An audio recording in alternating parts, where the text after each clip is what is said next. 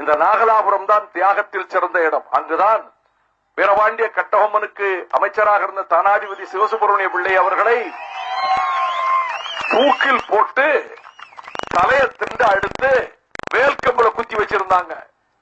இந்த நாகலாபுரத்துல இது ஒரு ரத்தம் சிந்தப்பட்ட ஒரு பெரிய பூமி. இருக்கிற முறை